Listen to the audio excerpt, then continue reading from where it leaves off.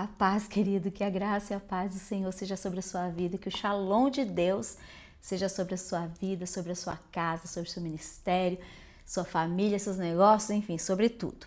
Hoje a gente vai falar um ponto duas verdades incontestáveis que a gente precisa aprender, que a gente precisa colocar em prática, que a gente precisa fugir, bloquear, se blindar para a gente ter uma vida melhor com Deus, né? O intuito desses estudos é que você aplique na prática aquilo que às vezes a gente aprende tanto na igreja, aprende tanto em estudos e às vezes a gente não coloca em prática. E o meu objetivo aqui é que a gente traga o ensinamento na prática, te traga as verdades e te ensine como desconstruir ou como construir essa verdade em Deus para você viver uma vida com Deus plena, viver de verdade, não frequentar a igreja, mas frequentar sendo igreja.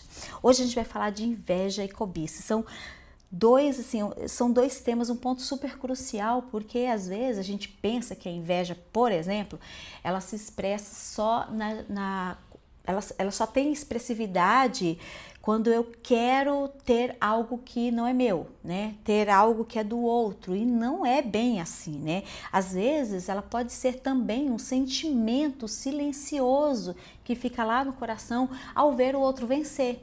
Então, quando o outro alcança um lugar que eu às vezes eu nem quero aquilo, ou às vezes quero, enfim, mas quando isso me causa um desconforto, quando isso não me dá alegria de ver o outro avançando, quando a alegria não é predominante, opa, balança tá errada, a gente precisa rever isso, né?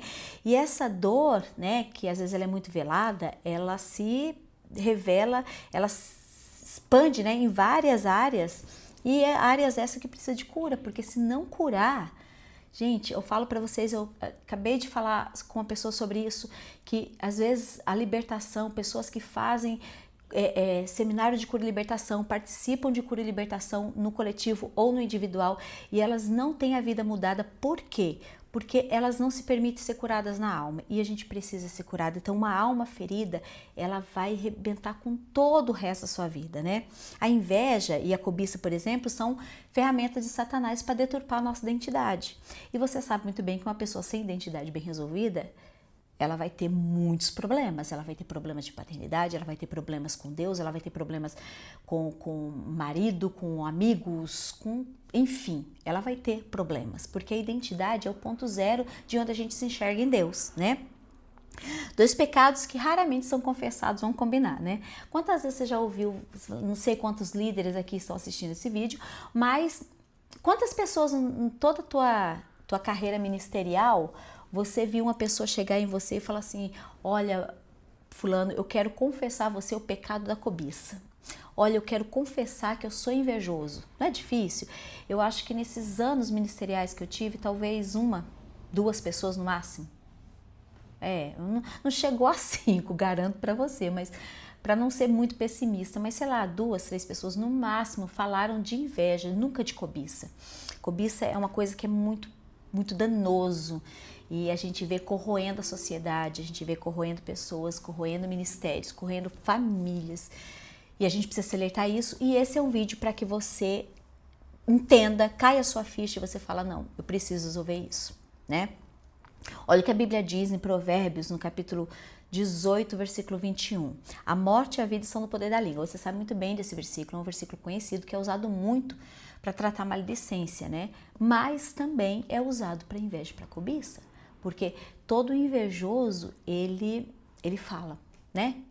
A língua dele é afiada, né? E a pessoa que cobiça também, porque uma das características daquele que cobiça é ele descredibilizar o outro ou colocar de forma pejorativa. Então, assim, a língua da gente, olha, eu falo pra você, a língua, ela é um instrumento de adoração, é um instrumento de elevar nosso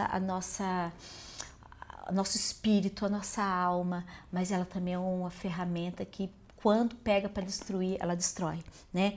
Já em Provérbios, no capítulo 14 e versículo 30, está dizendo assim: a inveja apodrece os ossos. Eu peguei só um textinho, só a parte que era importante do versículo, mas depois você vai lá e você abre o livro de Provérbios, leia o capítulo 18, leia o capítulo 14 que tem, né, a falar sobre isso. Então, apodrece os ossos. Veja bem, pegando a nossa anatomia, se você tiver qualquer problema, mas se você tiver problema nos seus ossos, você vai ter problema na sua estrutura. Concorda? Então, quando diz que apodrece os ossos, apodrece a estrutura. Então, não adianta a gente colocar uma maquiagem bonita, uma roupa bonita, ou colocar uma espiritualidade que para o outro funcione, que seja que seja real no outro, que seja real dentro da igreja, mas dentro de nós, na estrutura da nossa vida, isso não é real. Aí nos apodrece todo o resto, e a gente sabe que tudo que apodrece não fica invisível por muito tempo, né? Se você está com os ossos apodrecidos, em algum momento você vai até se movimentar, vai até parecer ter uma vida real, mas vai chegar um momento em que a sua carne vai sentir, em que o cheiro vai exalar, em que as coisas vão começar a cair, vão começar a desmoronar, e daí você vai perguntar: Senhor, mas por que isso está acontecendo? Por que está desmoronando? E geralmente vai começar a desmoronar quando você tentar colocar a sua vida em ordem. Aí você vai pensar: Senhor, mas justo agora que eu estou tentando colocar minha vida em ordem? Esse é um vídeo para você analisar e pensar: será que eu não estou com podridão dos meus ossos? Será que não estou me permitindo apodrecer sem perceber e trazendo malefícios terríveis para minha vida? É isso que eu quero trazer de reflexão, né, nesse vídeo. Então vamos lá. Inveja e cobiça, gente, são dois cânceres. Para mim, não tem uma doença mais que possa exemplificar de uma maneira melhor. Porque ela nem sempre se mostra em comportamentos escandalosos, sabe? Por exemplo, uma pessoa que ela é fofoqueira, geralmente todo mundo sabe que ela é fofoqueira. Por quê? Porque ela fala, né? Ela vai falar. Já uma pessoa invejosa, uma pessoa cobiçosa, ela gosta de guardar em segredo. Ela fica lá... Ela não vai mostrar isso. Ninguém chega numa roda de amigas e fala: gente, eu sou invejosa demais, a menos que fale brincando. Nossa, eu tô com inveja disso, tô com inveja disso. Eu não tô falando de brincadeiras assim, eu tô falando quando o problema é muito real. Porque veja bem, quando às vezes o problema é real e muito intenso, a pessoa nem toca nesse assunto. Ela nem cogita brincar que ela é invejosa. Ela nem cogita brincar que ela é cobiçosa. Entende? Então ele nem sempre é escandaloso nos comportamentos, mas ele carrega um potencial destrutivo horroroso, né? Porque por trás de pecados visíveis, então, quando a gente fala de ossos, a gente fala do que está invisível. Então a gente entende que esses dois pecados, eles estão incrustado dentro da nossa alma de forma com que não é visível ao público geral, a menos alguma outra pessoa que está mais perto, que nos acompanha, que talvez que tenha mais contato, que nos conhece melhor, talvez, né? Mas às vezes marido, uma mulher, né? Às vezes um filho, uma mãe, enfim, a gente consegue perceber sintomas, mas geralmente são por trás de pecados visíveis, ou seja, que está olho nu, por trás está esses dois pecados. Então, às vezes, o que está visível? Divisão, espírito de divisão. A pessoa, ela chega numa roda, ela consegue dividir uma roda de amigos, ela consegue dividir pessoas, ela não traz unidade. Gente, aqui um alerta. Se você é o tipo de pessoa que você não traz unidade onde você chega, em nome de Jesus, porque você não está vivendo a Bíblia. Para. Se você é aquele tipo de pessoa que, para me adequar a esse grupo, eu falo mal do outro grupo, você não é nascido de novo, tá? Ou você está no processo de nascer de novo, mas tá no começo. Porque quem nasceu de novo de verdade, ele bloqueia. Mas eu não consigo, eu tenho dificuldade de não me posicionar. Não tem desculpas. Não tem desculpas. A gente precisa começar a exercer um comportamento cristão. Eu acho que essa é a grande verdade. Eu acho que a igreja de Deus mesmo, ela tá tão frágil, né? Com pessoas frágeis, com pessoas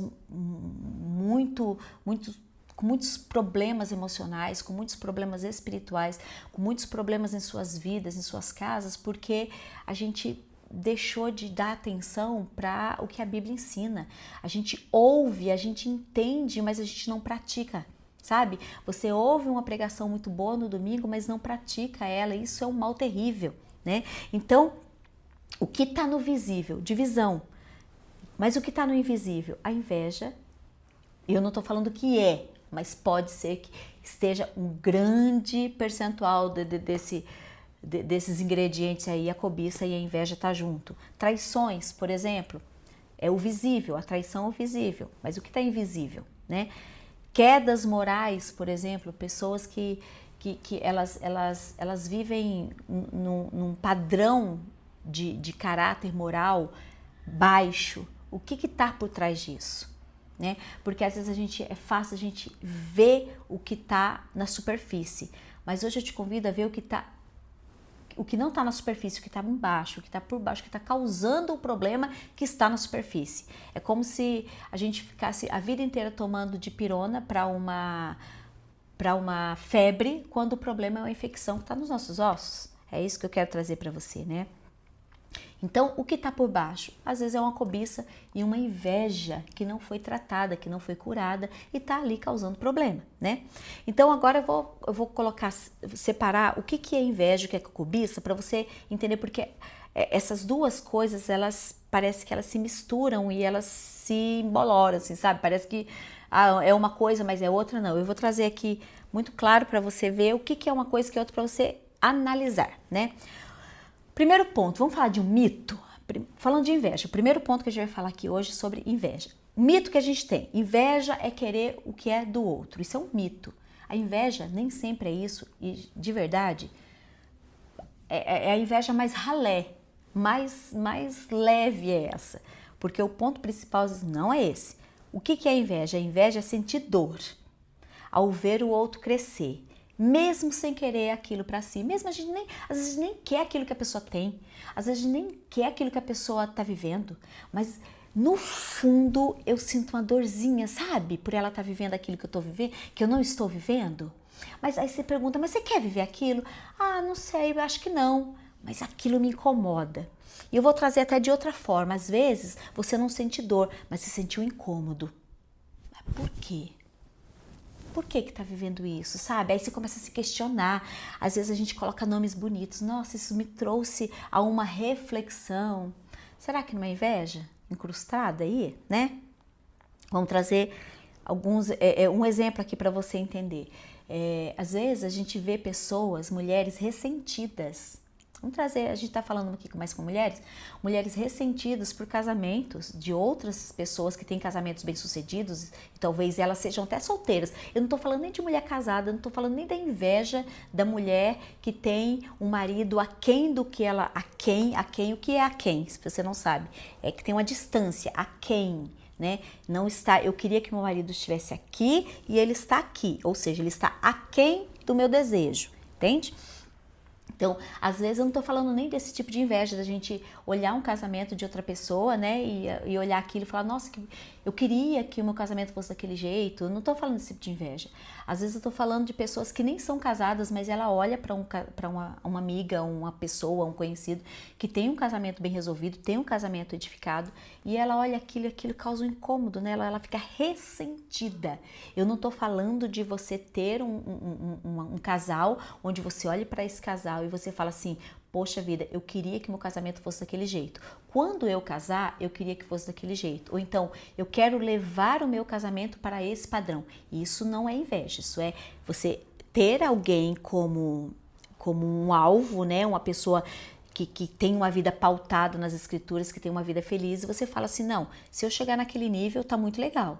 O nível é Cristo, mas a gente pode também se comparar, não se comparar, não é se comparar, não, a comparação não é legal, mas você ter aquilo como parâmetro, não é comparação, parâmetro, tá bom? Falei errado. Então, às vezes a pessoa ela nem quer casar. Às vezes eu já conheci pessoas que não queriam casar, mas eu em mesas conversando com elas, eu falei, mas ela é ressentida, não, porque a fulana tem, peraí, mas a fulana é casada, tem filhos, você quer isso? Não, eu não quero. Eu falei, então, mas por que você está ressentida? A pessoa nem queria aquilo, mas ela estava... Você vê como a inveja ela é nociva. Às vezes nem sempre a pessoa quer o marido da outra, ou quer a vida, mas ela se sente ressentida por aquilo. É inveja do mesmo jeito, tá? Agora eu vou trazer, eu quis trazer um estudo para vocês entenderem que não é só espiritual. O que a neurociência diz sobre isso, né? O que é a ciência, o que o estudo do cérebro nos fala sobre essas duas palavrinhas tão danosas para a nossa vida. Olha o que acontece quando existe inveja, tá? A gente está falando agora de inveja. O cérebro, ele reage, quando a pessoa tem a inveja em si, quando ela tem uma raiz de inveja dentro da pessoa, o cérebro dela reage ao sucesso alheio, né? Então, ativa essa parte do cérebro como a inveja está lá dentro, né? O cérebro, ao ser ativado, ele ativa regiões de dor.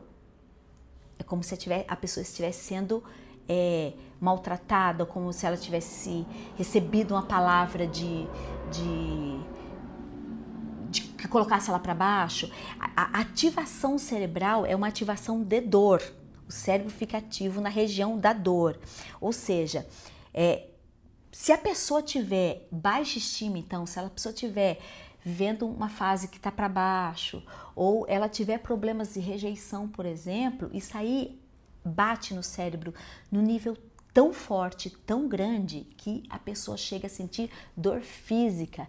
A inveja, ela causa isso, ela causa dor em quem está sentindo. Por isso que é algo nocivo, não é algo que eu tenho que assistir e refletir sobre a vida do meu irmão ou da minha irmã, entendeu? É uma coisa que eu preciso refletir em mim, porque causa mal para mim, não causa mal para o outro. A pessoa a qual eu estou sentindo inveja, às vezes ela nem sabe, ela está vivendo a vida dela, feliz da vida. E às vezes não, mas enfim, está vivendo a vida dela.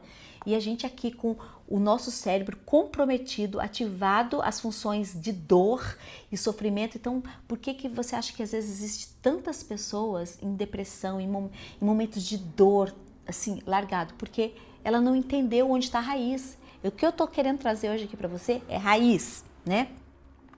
O sistema límbico, que é responsável pelas nossas emoções, ele entra em estado de alerta. Quando o nosso cérebro ele é ativado na dor, quando pum, bate aqui, tem alguma coisa doendo, o que o sistema límbico faz? Ele ativa as emoções. Então ele coloca a tua emoção em estado de alerta. Então, olha, alguma coisa está acontecendo. Opa, é como se todas as luzes começassem a piscar no teu corpo e as tuas emoções começassem a tumultuar. Por quê? O teu cérebro me deu um comando, olha, tem alguma coisa que tá doendo, não tá legal. Então as suas emoções, elas são agitadas. Então elas ficam em sinal de alerta constante. E essa situação é perigosíssima. Por quê? Problemas com ansiedade, problemas com depressão, tantos outros problemas de cunho emocional que tá linkado a isso. Às vezes, o que a gente precisa é só consertar o nosso altar para a gente ter problemas da nossa vida resolvidos. E eu não estou dizendo que é só isso, que todos os casos é só esse. Não, a maioria dos casos, tem casos sim de depressão, de ansiedade, onde tem muitas outras variáveis. Mas, gente, isso é um ponto que não dá para a gente negligenciar, não é mesmo? Não dá para a gente negligenciar porque é real, né? O que a Bíblia diz? Vamos pegar Caim e Abel? Quando os dois prestaram o sacrifício ao Senhor, Caim, ele não ficou com raiva, ele não queria o sacrifício de Abel. Não, ele não queria. Ele ficou com raiva e ele queria o resultado de Abel. Entende o que é inveja? Não tem a ver com o que eu quero do outro. Eu nem quero aquilo do outro. Ou às vezes quero. Tá? O que eu tô querendo dizer para você é que não é só porque eu quero. Não, às vezes eu nem quero. Mas o resultado dele me incomoda. No caso de Caim, foi um caso assim bem drástico, né? Que ele chegou a matar Abel. Mas em outros casos, deixa a gente, sabe? A gente pega a repulsa da pessoa, a gente pega ranço. E às vezes ranço é por quê? Porque às vezes a pessoa tá conseguindo algo que, poxa vida, eu tô fazendo outra coisa, em outra vertente, mas eu não tô conseguindo o sucesso que ela tá conseguindo nessa área. Poxa vida, me ressenti. Entende? Quando a gente pega no livro de 1 Samuel, no capítulo 18, quando Davi entra e as pessoas começam a gritar, poxa, Saul matou milhares, Davi matou 10 milhares. Isso que aconteceu com o cérebro de Saul, ativou nele a insegurança que já tinha dentro dele. Quando as pessoas falaram que Davi tinha matado mais que ele, o problema que ele começou a desenvolver com Davi, a rixa que você conhece muito bem a história, começou a partir daí. Por quê? Ele não foi, acordou, vamos colocar assim, acordou algo nele que talvez ele não sabia que existia. Ele já tinha muitos problemas. Ele já tinha muitos problemas emocionais, problemas inclusive que Davi ia lá tocar a harpa, você sabe muito bem disso. Mas a inveja brotou daí. Por quê? A inveja, o sucesso de Davi desmascarou ou colocou para fora a insegurança que Saul tinha. Saul não confiava em si mesmo. Ele tinha que ter resultados aparentes para que ele foi chamado por Deus, mas ele se perdeu no meio do caminho. Entende? Em Tiago, no capítulo 3, versículo 16, eu vou ler para vocês, diz assim, ó: pois onde há inveja e ambição egoísta, também há confusão e males de todo tipo. Ou seja, se os ambientes que a gente frequenta, se onde a gente sempre tem, nunca é ambiente de paz, então, muito provavelmente, será que o problema está no ambiente? Será que o problema não está em mim? Será que o problema não está no que eu estou derramando nos lugares aonde eu chego? Se os meus relacionamentos são de curto prazo, se eu tô bem com a pessoa por certo tempo, daqui a pouco já não tô mais, daqui a pouco já começo a ver coisa ruim. Será que o problema está em todo mundo e não está em mim? Essa é uma pergunta que a gente precisa fazer, e quando você decide fazer, dói muito, viu? Ai, meu Deus, quando a gente começa a fazer esse tipo de rastreio na nossa alma para a gente conseguir alcançar algumas coisas em Deus que às vezes ficam travadas por causa disso, é muito doloroso, mas é poderosíssimo quando a gente também rompe, sabe? Quando eu falo que é romper a bolha, né? Eu falo muito sobre isso de romper bolha, né? Agora vamos falar da cobiça. O que é cobiça? Qual que é o mito da cobiça? O mito cobiçar é só por bens materiais. Por exemplo, a cobiça só está relacionada por coisas materiais. E não é. Qual é a verdade? A cobiça é o desejo de tomar o lugar do outro, ou de estar no lugar do outro, estar vivendo o que o outro está vivendo, ou obter aquilo que Deus deu para o outro, né? Ou aquela insatisfação de não ter aquilo que Deus poderia ter liberado, mas não é o tempo, não entender o tempo de Deus. De repente Deus até tem para mim, mas lá na frente. E daí eu começo a me auto-sabotar na minha mente, porque não é porque eu não tenho, não, porque não chegou o tempo.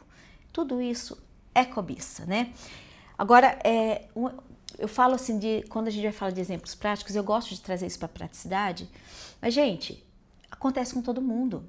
Eu já me peguei em fases na minha vida ministerial, por exemplo, falando de ministério aqui para vocês, onde eu vi uma outra pastora, ou outras pastoras, né, pessoas que estavam voando em Deus, que tinham uma mensagem poderosa, que estava fazendo algo relevante para o reino. E eu não estou falando de gente influente, não, eu estou falando de gente relevante, porque uma coisa é a pessoa ser influente, uma coisa é a pessoa ter seguidores e ser famosa. Eu não tô falando disso, eu tô falando de gente influente no reino, pessoas que carregam algo, sabe? Quando você olha para aquela pessoa e fala assim, essa pessoa carrega alguma coisa.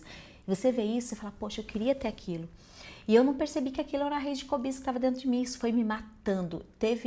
Eu nem lembro o ano.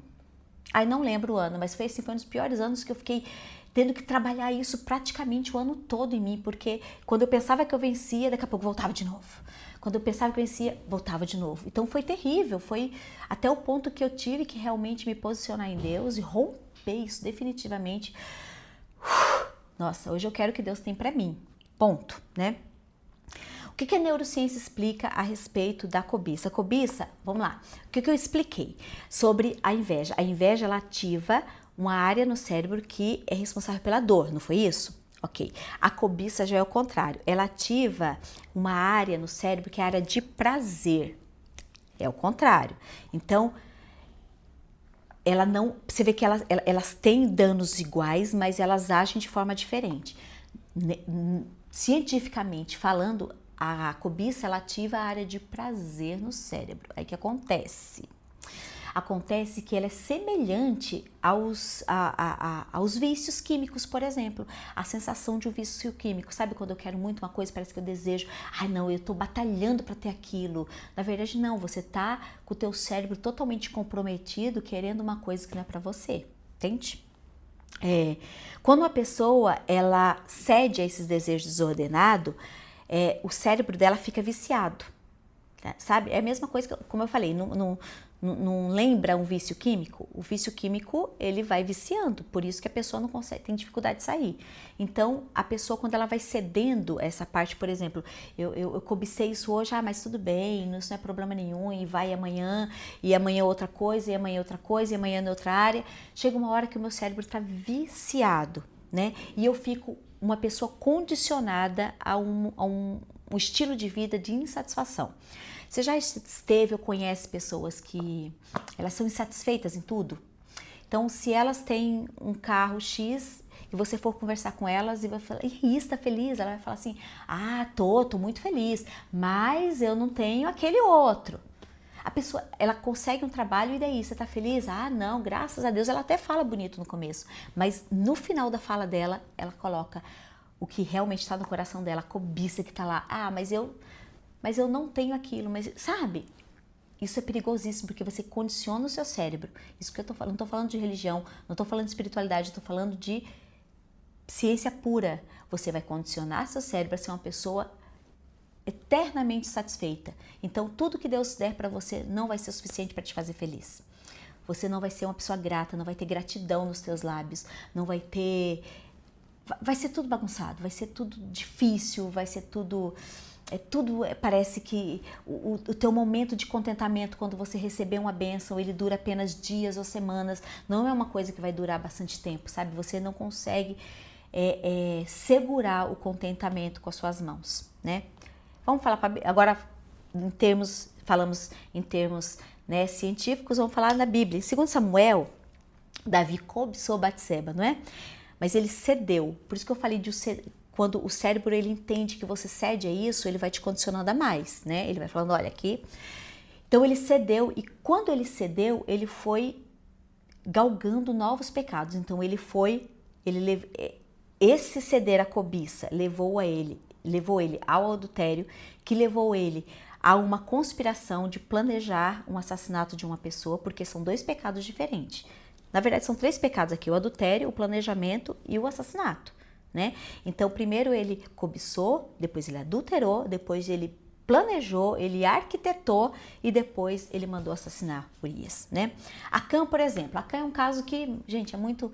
Quando Acã, ele vai lá e ele pega aquela capa babilônica lá, ele precisava daquela capa, gente... Sabe, não tem nenhum lugar da Bíblia, mas duvido pelo que foi. Quando você vai ler a história de Acã lá em Josué capítulo 7, você vai ver, gente, é muito ridículo ele ter pego aquilo, mas ele pegou e destruiu toda a família dele, todo mundo morreu, né? É isso que eu falo, às vezes a gente quer aquilo que a gente não precisa e às vezes nem quer. Agora vamos falar de raízes espirituais, né? Que é o que eu gosto, né? Quais são as raízes espirituais? Da inveja, por exemplo. Onde que ela nasce? Ela nasce da falta de identidade. Você não saber quem você é em Deus vai te trazer a essa raiz de inveja, e essa raiz de inveja vai te afastar cada vez mais da tua identidade com Deus. Você vê que é um sistema retroalimentado? Então, a minha falta de identidade me leva à inveja, a inveja me afasta da minha identidade e uma coisa vai levando a outra até que o negócio tá feio, né? Comparação constante. Se você é uma pessoa que mesmo inocentemente se compara a outro, em nome de Jesus. Rejeição não tratada. Gente, deixa eu falar aqui uma coisa de rejeição, que as pessoas vivem falando de rejeição, eu sofro de rejeição, e parece que é bonito falar, né? Eu sei que às vezes fica bonito no testemunho, mas gente, rejeição precisa ser eliminado, cortado, mata no ninho para não procriar. Sabe? Rejeição não pode vingar na nossa vida. Nós temos Jesus. Jesus é o ápice de amor por nós, de tudo que a gente precisa. E se isso é um problema na sua vida, você precisa ir lá na recâmara da sua alma, tratar isso. E tratar isso, às vezes, é mexer em áreas, por exemplo, como a inveja, como a cobiça, que às vezes você pensa que não tem, mas tá... cheia dela, sabe? Rejeição não pode ser uma frase bonita para um testemunho que não é realidade. Porque às vezes a gente fala de testemunhos, mas quando você vê a vida da pessoa, aquele testemunho não é real. Então, gente, em nome de Jesus, a gente precisa de uma vez por todas ter uma vida com Deus de verdade, sabe? Porque não dá mais pra gente viver de faz de conta, não dá pra gente viver de testemunho do outro. Precisamos ter os nossos testemunhos. Você precisa ter os seus testemunhos, sabe? Não viva de testemunho de terceiros, viva os seus. Deus tem testemunhos incríveis pra você, né? Cadê aqui? Amor ao mundo, nem precisa falar, né? As coisas do mundo, isso aí traz inveja mesmo. Agora vamos falar agora. Vamos falar da cobiça, né? Das raízes espirituais da cobiça. Eu falei que a rejeição não tratada, né? A comparação, falei da falta de identidade e feridas da infância. Às vezes a inveja vem por comparação, né? Às vezes um pai e a mãe que não soube lidar com aquilo, com filhos e falando sempre, porque filhos são diferentes, né, gente? Eu tenho um, mas assim, você vê, né, cada filho é diferente um do outro, cada pessoa é diferente. E às vezes o pai e a mãe, por querer que um filho que tá um pouquinho mais, andando mais lento, querendo que ele avance, ele fala, olha lá teu irmão, isso e aquilo.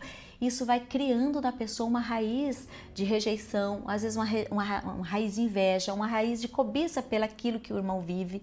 Isso é muito danoso. Então, as raízes espirituais podem ser essas, né? Eu elenquei aqui 3, né? Falta de identidade, comparação constante, rejeição e feridas da infância, né? Falta de validação de pais, sabe? Às vezes os pais, principalmente no passado, hoje menos, mas assim, se você é um pai, você tem que chamar a atenção do seu filho, você tem que ser aquela pessoa que, olha, você fez errado, que corrige, mas seja também aquela pessoa que quando ele der uma dentro, quando ele acertar, fala, cara, não acredito, olha que legal, parabéns, reforce isso. Não que eu sou contra a educação positiva, não estou falando de educação positiva, eu estou falando de você reforçar atos reais que a pessoa fez de certo, porque a criança está em construção. Um jovem, até os 24 anos, ele está em formação. Então, se você tem um adolescente como eu em casa, e às vezes ele erra, corrija, mas se ele acertar, elogie. Porque isso vai fazer com que a mente dele fale assim, poxa vida, olha só, meu pai e minha mãe me corrige, me critica, mas ele também me dá, me incentiva. Então, quer dizer, eu preciso me adequar. E aos poucos, essa parte do córtex pré-frontal do teu filho vai amadurecendo e ele vai chegar num ponto de equilíbrio, de maturidade. Mas se você só faz uma coisa, só elogia com medo dele não ficar frustrado, você também está desequilibrando ele. Entendeu? Se você só critica, você também está desequilibrando. Tem que ter equilíbrio. Vamos falar de cobiça? Cobiça. Qual que é a raiz espiritual da cobiça? Insatisfação pela porção que Deus deu pra gente. Pronto. Deus deu uma porção para mim e Deus deu uma porção para Maria daquele jeito. Mas, puxa vida, por que para mim foi daquele jeito? Poxa, eu queria tanta porção da Maria. Olha que legal. E eu, de novo, não estou falando de pessoas que olham para o ministério de alguém e vê aquilo, fala, poxa, eu queria ter, eu acho bonito, eu quero viver o que essa pessoa vive de forma saudável. Não estou falando disso, estou falando de cobiça, né? Falta de contentamento e gratidão. Como existem pessoas que não têm contentamento na vida, porque ela não olha para si e não vê felicidade naquilo que ela vive. Já vivi isso, tá, amados? Já vivi, meu Deus, como já vivi. Mas quando o Senhor liberta a gente, é libertador, é leve, sabe? Quando a Bíblia diz que o fardo é suave, o jugo é suave, o fardo é leve. É disso que eu tô falando, fica leve, né? Medo de escassez, por isso que eu tô falando, é uma coisa que eu vivi assim. Eu era uma pessoa muito, muito difícil, assim, de ter alguma coisa. O Alisson teve que ministrar muito na minha vida sobre isso, porque eu tinha um medo da escassez terrível, terrível. Então eu não me permitia muitas coisas que Deus já tinha liberado para mim com medo de escassez, né? Amor ao mundo, de novo, né? Ele é... Agora vamos lá, vamos falar de os frutos visíveis dentro de uma sociedade, dentro da igreja, dentro de um trabalho, né?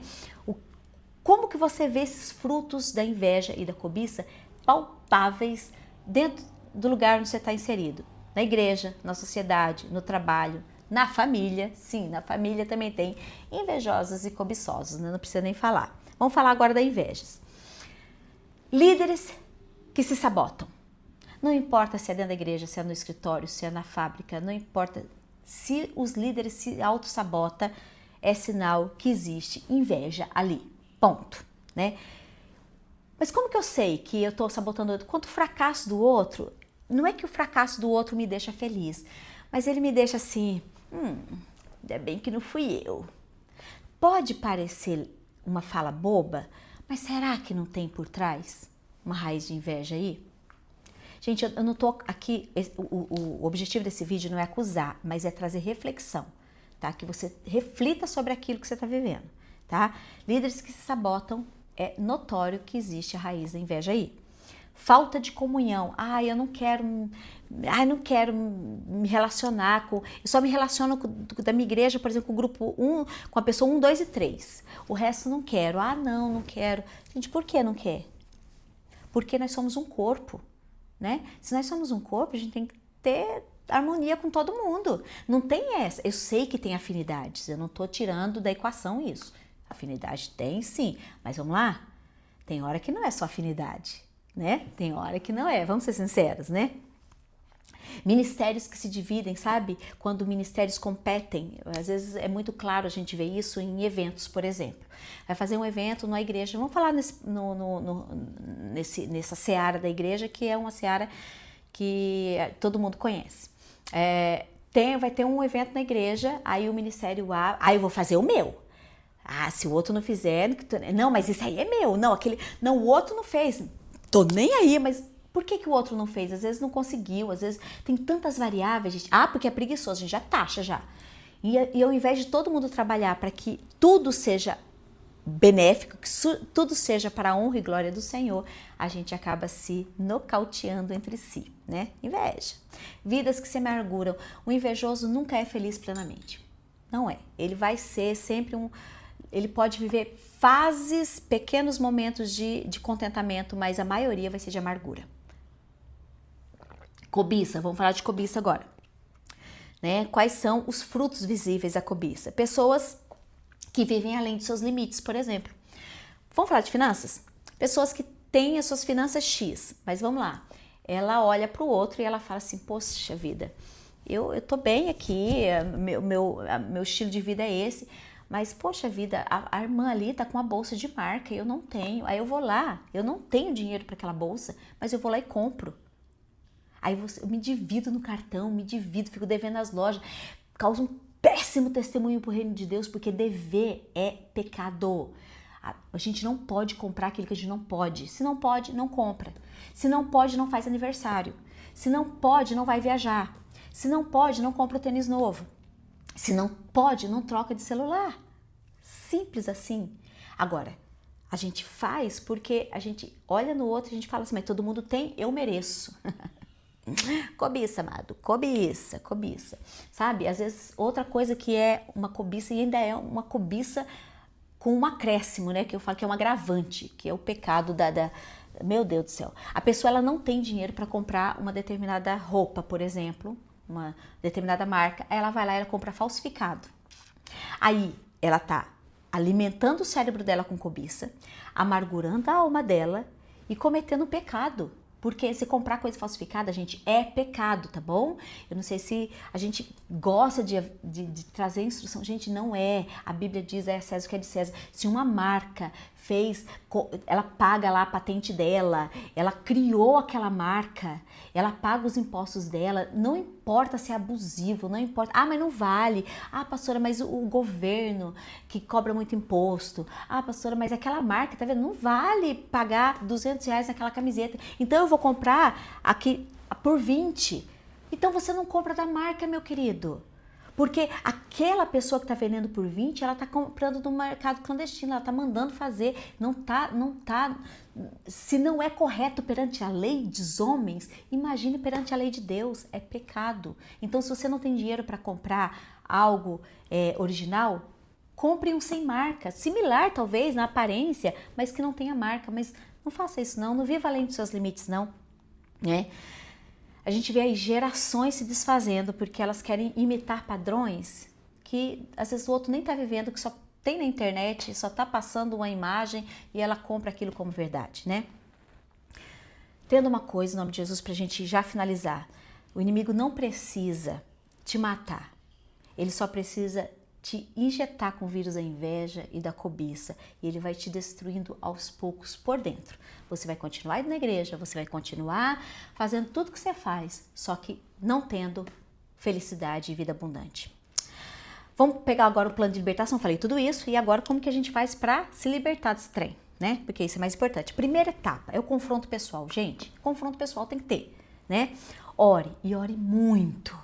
Porque a primeira coisa que você vai sentir ao ver eu falando isso para você vai falar, eu não tenho isso. Então, quer uma dica? Vai orar. Porque eu também já fiz isso, também já falei isso. Eu não tenho isso. Não tenho, posso ter outra coisa. Esse pecado eu não tenho. Quando eu fui orar, Deus mostrou que tinha. Quando eu fui buscar Deus de verdade, Deus me mostrou que lá no fundo, aquilo que estava visível com outra coisa, no fundo, era o pecado da cobiça, era o pecado da inveja, entendeu? Então, ore muito, né? Ore muito. Busque a Deus nesse sentido. E reconheça as áreas onde, vou dar alguns exemplos aqui, áreas onde você se entristece com a vitória de alguém. E eu digo mais, vou fazer um parêntese. Às vezes você nem se entristece, você fala, não, então eu tô livre disso porque eu não me entristeço com a vitória de ninguém. Mas você sente incômodo? Você fica assim, poxa, comigo não acontece nada. Será? Se isso acontecer, analise, reconheça essas áreas. Coloque essas áreas como ponto de alerta na sua vida, né? Áreas onde você pensa assim, você sente que Deus está sendo injusto com você. Já teve esse caso? Gente, tudo que eu coloquei aqui, tudo que eu passo para vocês é o que Deus me mostrou e o que eu já vivi. Eu não vou passar coisa aqui para vocês que eu não vivi e que eu já não superei, tá bom? Então, assim, Deus está sendo tão justo comigo. Olha tanta coisa que eu faço para Deus. Já falei isso. Olha tanta coisa, quanto eu me dedico, Senhor. E Deus não está sendo justo comigo, abençoa o outro. Sabe? E aí do Senhor traz para fora sujeiras que estavam dentro do coração lá, bem embaixo, que a gente só limpou por cima e não tirou os móveis para limpar por baixo, sabe? Você deseja algo que não é seu ou que não é seu tempo de receber? Fique atento a esses 3 pontos. Então, o entristecimento ou o não contentamento por algo que alguém recebeu, ou achar que Deus está sendo injusto com você por não estar respondendo todas as orações, ou por não estar vendo o teu sofrimento, ou por não estar ouvindo as tuas orações, ou não estar vendo a tua sinceridade, enfim. Qualquer coisa parecido com isso é coisa de alerta, tá? Etapa 2. Então, a primeira etapa, confronto pessoal, é eu comigo mesmo. Eu preciso orar, eu preciso me colocar em oração, eu preciso me colocar em estado de vulnerabilidade diante de Deus e reconhecer, certo? Segunda etapa, renúncia espiritual. Renúncia, oração de renúncia, entendeu? Eu renuncio à comparação em nome de Jesus. Depois que você reconhecer as áreas, eu renuncio à comparação que eu sinto pelaquela irmã, pelaquele irmão, pelaquele ministério, em nome de Jesus. Eu renuncio à dor que isso me causa. Eu renuncio ao desconforto que o sucesso alheio me traz. Eu renuncio à idolatria das coisas desse mundo. Eu renuncio àquilo que o Senhor não tem para mim. Eu renuncio às palavras que eu lancei de descontentamento. Renúncia, gente, falar, eu renuncio diante de Deus, Senhor, eu renuncio em nome de Jesus, e isso, eu renuncio inveja, eu renuncio essa vontade que eu tenho de estar numa posição que o Senhor não tem ainda para mim, me ajuda a me contentar com aquilo que eu tenho. É isso. Segunda etapa, renúncia espiritual. Terceira etapa, quebre ciclos mentais. Por que eu dei o exemplo da neurociência aqui para vocês, tá? Eu só dei para a gente chegar nesse desfecho aqui, porque para você, depois dessa oração de renúncia, você ter um sucesso na tua oração de renúncia, você precisa quebrar os ciclos mentais que você construiu a vida inteira, ou há muitos anos. Então, faça jejum para desintoxicar a tua mente, entendeu? Isso vai fazer com que a tua mente e as suas emoções fiquem leves, como se você tivesse tirado o pino da panela de pressão, sabe? Então, faça jejum específico para isso. Senhor, eu quero fazer esse jejum, quero que o Senhor quebre em mim toda raiz de cobiça, toda raiz de inveja, em nome de Jesus. Me traz contentamento, me traz felicidade. Isso vai fazer com que as suas emoções, que estavam aqui em cima, façam assim, ó. Você vai ver que existe paz. Você vai ver que existe paz, gente. É real, é palpável, né? Outra coisa que eu sempre faço, você sabe que eu gosto muito de escrever, então escreva verdades para substituir as mentiras de Satanás, por exemplo. Ou escreva de forma mental, né? Quando você achar que Deus está sendo injusto, não, Deus está sendo maravilhoso comigo. Eu sou amado pelo Senhor. Ou quando Satanás me fala assim, olha, você... Tá vendo? Você é isso, aquilo. Não, a minha identidade é bem formada em Deus. Eu não me rendo à rejeição. Eu não me rendo à inveja. Eu não me rendo à cobiça. Gente, isso é libertador, né? Vamos para ação prática? Na prática, né? Fez tudo isso, foi para oração, teve o confronto pessoal, fez a renúncia, quebrou os ciclos mentais. Agora vamos para uma outra prática, né?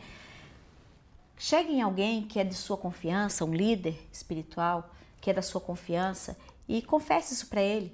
Isso quebra o ciclo da vergonha e do isolamento, porque cobiça e inveja, eles trazem vergonha e isolamento para quem sente. Então faça isso, você vai quebrar esse ciclo de vergonha e isolamento. Vai ser poderoso na sua vida. Celebre vitórias alheias, mesmo de quem você não conhece tanto. Eu aprendi isso. Nossa, glória a Deus pelo outro, sabe? Às vezes nem é do meu ciclo, mas, sabe, celebrar de verdade, exercitar, porque é exercício. No começo vai exercitar, parece que você está sendo hipócrita, tá? Mas exercício, continue, mesmo parecendo que seja hipócrita, vai chegar uma hora que vai ser verdade. Porque você vai colocar em prática, você está colocando o princípio em prática. Então, né, celebre, treine o seu coração para se alegrar, porque quando você treina seu coração para se alegrar com o outro, você treina seu coração para se alegrar com o corpo de Cristo. Então, aquelas rivalidades, aquelas choques ministeriais ou choques de personalidades, eles vão ruir, porque o nome de Jesus e o sangue de Jesus vai estar nessa relação e não vai ter vez para Satanás. Amém? Jejuar sob a pureza do meu coração. Gente, quando eu já falei, faça um jejum, um detox, né? Esse jejum, Senhor, purifica meu coração. Quando você for orar, ore por isso, purifica meu coração. Não deixa ser uma pessoa com coração pesado, com coração impuro. Ore nesse sentido, né? Ore por contentamento. Olha, gente, de verdade, poucas pessoas oram por contentamento. A gente ora para bênção, para isso, para Deus resolver o problema X, para Deus resolver o problema Y. A gente ora para a gente conseguir isso, a gente ora para que a igreja encha, para que o nosso ministério seja frutífero. A gente ora para que tantas coisas aconteçam, mas a gente não ora por contentamento. Ore por contentamento. Ore por contentamento. A minha avó, eu fui criada por ela, era uma senhora que a gente veio de um meio muito pobre, mas pensa numa mulher contente no Senhor. Não tem a ver com felicidade, tem a ver com contentamento e alegria que vem de Deus, né? E em nome de Jesus, pra gente finalizar, tô finalizando agora, glória a Deus, nem sei quanto tempo deu esse vídeo, mas a inveja te amarra aquilo que é do outro e isso fere, isso macula o teu coração, macula a tua vida. A cobiça, ela prende a gente num cativeiro de algo que a gente ainda nem recebeu e nem sabemos se vai receber. É só confiar em Deus, deixa Deus cuidar das coisas, né? Então, em nome de Jesus, eu queria te convidar para a gente finalizar esse vídeo fazendo oração, né? E você, em nome de Jesus, fala assim, se posicione em Deus e fala assim, a partir de hoje, se posicione, posicionamento cristão, a partir de hoje eu quebro o ciclo de inveja e cobiça na minha vida, em nome de Jesus. Né? Eu vou celebrar a porção que Deus me deu. Fale isso em nome de Jesus.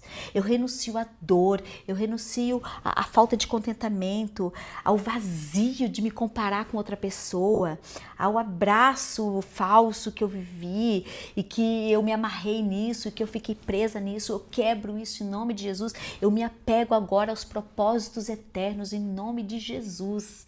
E é nisso que eu vou viver. Fale isso, é nisso que eu vou viver diante dos meus propósitos eternos, em nome de Jesus. Jesus é suficiente na minha vida e por Ele ser suficiente na minha vida, o que Ele me traz suficiência. Cara, isso é poderoso. A minha satisfação é perfeita, está em Deus. Você verbalizar isso, né? É muito poderoso. E você fala assim, olha, Satanás, você não vai me tirar aquilo que o Senhor me deu. Porque daí você se posiciona, você renuncia, você quebra e agora você é restaurado. Você se posiciona e fala para Satanás que ele não pode tocar na tua vida porque ela pertence ao Senhor. Amém. Que Jesus te abençoe, que o Senhor te guarde, que seja um vídeo abençoador, que isso traga reflexão sobre a sua vida, como eu trouxe para a minha, né? Eu trouxe alguns exemplos aqui do que eu vivi, mas que o Senhor traga esse refrigério para a sua vida e você tenha uma vida muito mais feliz, muito mais em paz, né? E contente com aquilo que o Senhor tem para a sua vida. Jesus te abençoe e até o próximo vídeo.